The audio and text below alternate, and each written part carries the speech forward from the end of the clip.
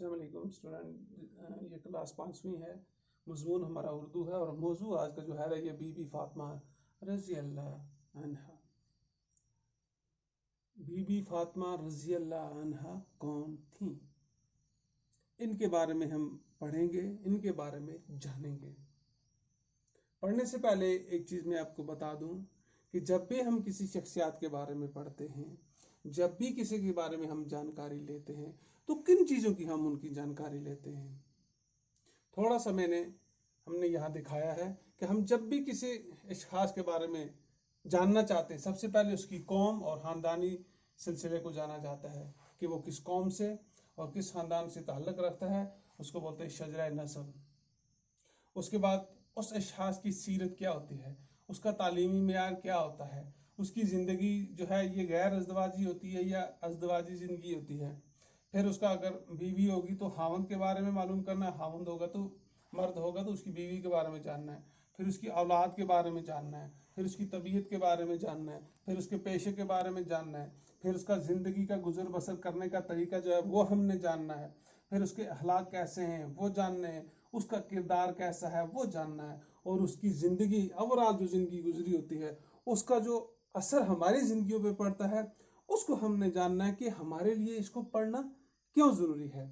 آج ہم جس کے بارے میں پڑھنے جا رہے ہیں وہ ہے حضرت بی بی فاطمہ رضی اللہ عنہ کہ وہ کون تھیں۔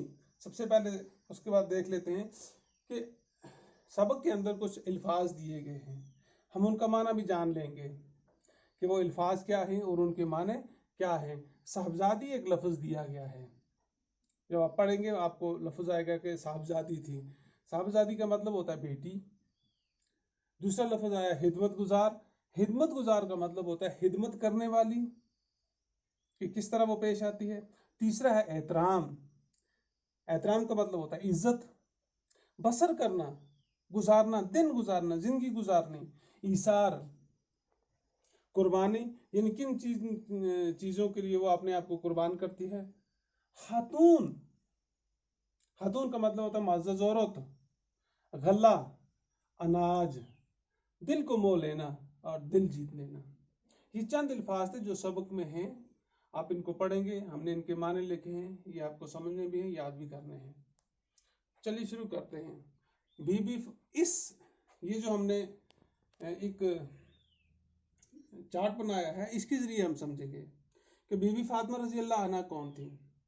جہاں تک بی بی فاطمہ رضی اللہ عنہ کا تعلق ہے، یہ حضرت محمد مصطفیٰ صلی اللہ علیہ وسلم کی، یعنی وہ پیغمبر اسلام حضرت محمد مصطفیٰ صلی اللہ علیہ وسلم کی صاحبزادی تھی، یعنی ان کی بیٹی تھی۔ قوم ان کی جو ہے وہ قریش ہے، یعنی قوم قریش، وہ پیغمبر اسلام حضرت محمد صلی اللہ علیہ وسلم کی بیٹی ہیں۔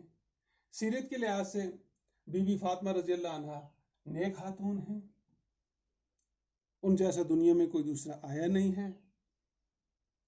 تعلیم کا جہاں تک تعلق ہے، تعلیم جو عصری تعلیم تھی ان کی وہ اتنی نہیں تھی۔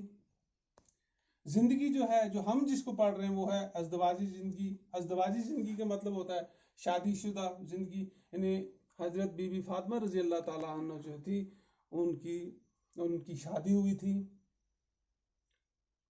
اور خاوند ان کے کون تھے؟ حضرت علی رضی اللہ جو ہیں وہ حضرت بی بی فاطمہ رضی اللہ عنہ کے خاوند ہیں۔ اولاد، حضرت بی بی فاطمہ رضی اللہ تعالیٰ عنہ کی جو اولاد تھی ان کے 2 بیٹے تھے، حضرت امام حسن رضی اللہ عنہ اور حضرت امام حسین رضی اللہ عنہ، جنہیں شہداء کا درجہ ملا ہے، جنہیں شہید کے نام سے جانا جاتا ہے۔ طبیعت، کس طبیعت کی مالک تھی؟ وہ محبت کرنے والی تھی، ان کے دل میں محبت تھی، وہ خدمت گزار تھی، وہ ہر ایک کے ساتھ نیک طریقے سے پیش آتی تھی۔ پیشہ، یعنی وہ کون سا کام کرتی تھی، ان کا پیشے کا جہاں تک تعلق ہے، حضرت بی بی فاطمہ رضی اللہ عنہ وہ ان کا پیشہ گھریلو کام تھا، گھر کے تمام کام وہ خود کیا کرتی تھی۔ यहाँ तक कि जब चक्की में आटा पीसना हुआ करता था तो वो भी अपने हाथों से पीसती थी। इसका मतलब ये है कि वो इस दुनिया के लिए एक पैगाम दे के चली गई हैं, यहाँ से गई हैं कि हर औरत को अपने घर का जो काम है वो खुद करना चाहिए। बच्चों की देख रेख, घरेलू काम, बर्तनों का साफ करना, कपड़ों का साफ करना, चक्की साफ करना, अनाज वगैरह साफ करना, यानी घरेलू काम वो खुद करती थी। उनकी जिंदगी जो है ये हमारे लिए एक दर्स है। जिंदगी गुजर बसर करने का तरीका, इसका मतलब ये होता है कि जिंदगी कैसे गुजारनी है आपने। तकलीफ में गुजारनी है या तकलीफ के बाहर, अगर आपके ऊपर मुश्किल से हालात आ जाएं उनमें आपको कैसे रहना है। यानी हजरत बीबी फातिमा रजी अल्लाह ताला अन्हा का ये तरीक़ाकार था कि वो तकलीफ में भी अपने आप को आरामदेह महसूस करती थी और अपनी शिकायत, अपनी दुख की तकलीफ की शिकायत जो थी वो किसी के सामने नहीं लाती थी। अगर किसी चीज़ की कमी भी उनके पास होती थी तो वो फिर भी उसका इजहार नहीं करती थी। इहलाक, हजरत बीबी फातिमा रजी अल्लाह अन्हा आला इहलाक की मालिक थी। वो हर एक को इज्जत से पेश आती थी। उनकी ज़ुबान हर एक के लिए काबिल एहतराम थी। वो अच्छे तरीके से पेश आती थी। जिंदगी का असर, यानी उनकी ज़िंदगी जो है ये हमारी ज़िंदगी के लिए एक नसीहत है।